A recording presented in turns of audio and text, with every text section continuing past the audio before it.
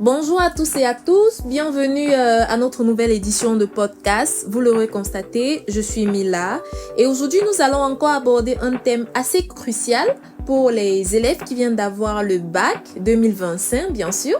Et le thème c'est quoi? C'est le choix de la filière universitaire et son impact sur la carrière professionnelle. C'est-à-dire, choisir sa filière, en fait, ce n'est pas simplement décider de ce qu'on va étudier après le bac. C'est aussi tracer une partie de son avenir pour construire les bases de sa carrière. Pourtant, au Cameroun, comme dans nombreux pays africains, ce choix est souvent fait dans la précipitation, parfois sous pression et sans réelles informations.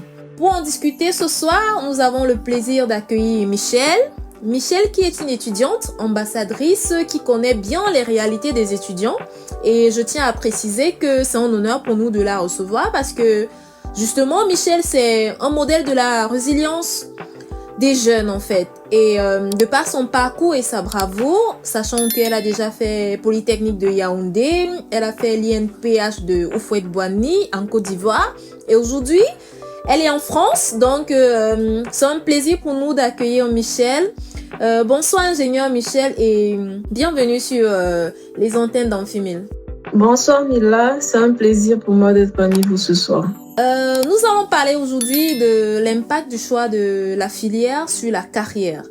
Alors Michel, on entend souvent dire que mal choisir sa filière, c'est compromettre sa carrière. Dites-nous en plus à ce propos s'il vous plaît. En effet, le thème d'aujourd'hui est très intéressant et très important pour l'orientation des jeunes bacheliers parce que si on s'oriente mal, notre destin est déjà d'une certaine façon scellé. Si vous étiez au lycée, vous avez par exemple fait une filière littéraire, à la fin, si vous avez un bac A4, vous n'avez pas la possibilité de faire, par exemple, une licence en mathématiques parce que ce n'est pas ouvert aux filières littéraires. Donc, d'une certaine façon, les choix que vous avez déjà faits jusqu'ici, avant même le bac, vous ont déjà en quelque sorte prédisposé pour certaines filières à l'université. Si vous avez un bac C, vous avez beaucoup plus de choix. Donc, d'une certaine façon, c'est mieux de s'orienter vers les filières qui nous donnent plus de choix.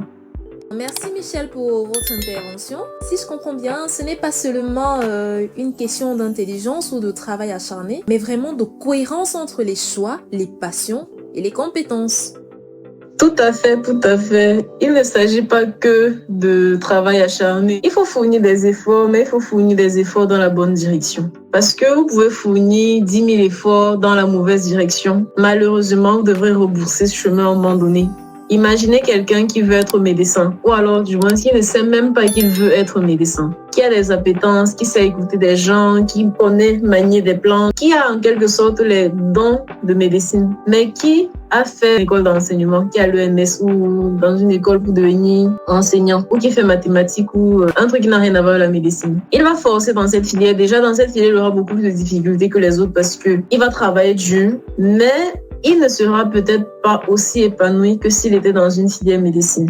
Ça dépend fortement donc des capacités naturelles de chacun. Chacun a un domaine dans lequel il excelle le mieux. C'est-à-dire que vous, les jeunes bacheliers d'aujourd'hui, vous savez en vous-même qu'il y a quelque chose que lorsque vous faites, vous excellez au moins mieux dedans que la moyenne des gens autour de vous.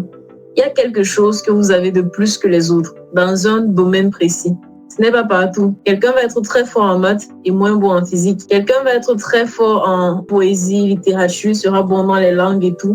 Et quand on revient aux matières scientifiques, ça devient un peu plus compliqué. Peut-être il comprend, mais il fait plus d'efforts et tout. Donc, naturellement, vous avez des appétences naturelles. Et la première étape, c'est d'identifier vos compétences naturelles. Une fois que vous les avez identifiées, vous orientez votre filière, vous orientez votre choix, votre parcours selon ça. Et n'oubliez pas qu'à la fin, c'est pour faire un travail. Il ne suffit pas de faire une filière pour faire parce que c'est joli. Vous ne pouvez pas faire une filière parce que votre ami est allé faire cette filière. Vous ne pouvez pas faire une filière parce que tout le monde peut faire ça. Parce que c'est à la mode. À un temps, on disait que l'informatique est à la mode. Comme l'informatique est à la mode, on peut faire l'informatique. C'est-à-dire qu'aujourd'hui, comme l'IA est à la mode, si on ouvre une filière IA, tout le monde va pouvoir faire l'IA. Mais l'IA, après quoi? Travailler où? Travailler dans quel secteur? Etc. Donc, il faut déjà voir les métiers de débouché. C'est pour ça qu'il faut contacter des aînés dès maintenant. Si vous avez des aînés qui font ces filières-là, essayez d'entrer en contact avec eux. Il y a plusieurs plateformes aujourd'hui, que ce soit du bouche à oreille au quartier, il y a tel aîné qui a fait telle chose, que ce soit LinkedIn. Essayez de trouver des aînés qui ont fait cette filière-là, contactez-les. Ensuite, essayez de voir les débouchés. Donc, je récapitule. Première étape, identifier ses compétences naturelles. Deuxième étape, voir long terme. Ne pas juste faire la filière par suivisme, mais voir les débouchés. Ensuite, il faut également bien diriger son parcours. Après cette filière, je vais commencer par là, ensuite. Et ne vous limitez pas au Cameroun. Pensez global. Aujourd'hui, avec la mondialisation et tout, sur Amfimil, on partage tout le temps des bourses d'études, etc. Parfois, totalement prises en charge. Pensez à tous les pays. Ne vous limitez pas seulement à l'Afrique. Il y a le Cameroun, il y a la Côte d'Ivoire, il y a le Sénégal, le Bénin. Il y a les bourses pour la Suisse, pour la France, pour le Canada, pour les États-Unis même. N'hésitez pas à penser ailleurs. Donc voilà tout ce que je peux dire aujourd'hui pour cet aspect. Alors, je peux dire que c'est donc un vrai défi de choisir sa filière. C'est déjà poser les premières bases et réfléchir à sa carrière. On va passer à la partie 2 de l'émission, c'est-à-dire c'est quoi les difficultés qui sont liées aux préinscriptions? Parce que choisir sa carrière, c'est bien, mais bien avant. On parle bien des jeunes bacheliers, il faut se préinscrire à l'université ou à l'école de formation. Alors parlons maintenant des préinscriptions. C'est-à-dire c'est aussi une étape pas évidente pour les nouveaux, beaucoup se font arnaquer. Alors Michel, qu'est-ce que vous dites aux jeunes bacheliers concernant ce processus-là, le processus de préinscription? Est-ce que c'était facile pour vous? Comment ils peuvent facilement aborder cela? Bien sûr, les préinscriptions sont une étape cruciale parce qu'une fois qu'on a fait tout le travail précédent, il faut se préinscrire et c'est souvent complexe entre les démarcheurs par-ci, le manque d'informations par-là. Un moyen le plus simple, c'est d'aller sur le site de l'université. Sur le site de l'université, directement, vous avez certaines informations, l'école que vous voulez faire, etc. Maintenant, vous pouvez également suivre des plateformes éducatives comme Amfimil. Dans l'application mobile, ils mettent tout le temps en avant des communiqués. Ils sont directement en contact avec les délégués, etc. des universités. Vous pouvez, à travers ces plateformes-là, voir directement les communiqués de l'université et être fixé sur les dates de préinscription parce qu'il ne faut pas rater la date. Et bien sûr, j'insiste sur le fait de suivre Amfimil parce que Amfimil essaie de vous fournir l'information au jour le jour, l'information réelle, exacte, à temps par heure, de telle sorte que vous soyez toujours au courant de nouvelles actualités, des bourses, des opportunités. En fait, en gros, le combat, c'est le manque d'informations. Pour être informé, donc, suivez Amfimil, téléchargez l'application, suivez toute l'actualité. Merci Michel, vous allez me permettre de vous tutoyer. Quand tu parles de la mauvaise gestion de préinscription, ça peut influencer le choix de la filière déjà. Est-ce vrai? Tout à fait. Si, supposons quelqu'un qui veut faire mathématiques à l'université et dont la date d'inscription c'est, disons, le 30, qu'il arrive en retard, il se retrouve, soit il va perdre une année pour venir s'inscrire à la date normale l'année d'après, soit il va se retrouver dans une filière qui n'est pas la sienne. Et après, il va dire, ah, c'est vrai que c'est pas ce que je voulais, mais finalement, ça me plaît quand même. Mais en fait, ce n'est pas vraiment ce qu'il voulait au fond. Ça, c'est le premier aspect. Le deuxième aspect de la difficulté qui se trouve au niveau des préinscriptions ici, c'est souvent la moyenne. Souvent, dans certaines filières, il y a un filtre au niveau de la moyenne au bac. Donc vraiment, si vous êtes déjà bachelier, votre moyenne est en quelque sorte scellée. Essayez de faire avec ce qui est déjà là, selon les filières et tout ce qui s'offre à vous. Si vous n'êtes pas encore bachelier, que vous suivez Amfimil, que vous tombez sur ce podcast, donnez le meilleur de vous pour avoir au moins 12 au bac, pour avoir au moins un peu large éventail de possibilités après le bac. Merci Michel pour votre brillante intervention. Alors, ça suscite et ça éveille ma curiosité sur plusieurs points. Voyez-vous, au Cameroun, on a des préinscriptions dans des universités, des écoles de formation, etc. Et on se rend compte qu'il y a une certaine file d'attente qui est assez longue et l'accompagnement est très insuffisant. Ça, c'est notre constat fait. Alors, que pouvez-vous nous dire par rapport à cela au regard de votre compétence ? Effectivement, les files d'attente sont très longues. C'est pourquoi justement, il y a des démarcheurs, des gens qui, en prenant quelques sous aux étudiants, se proposent de faire ces procédures-là. Ce qui est d'ailleurs interdit dans certaines universités.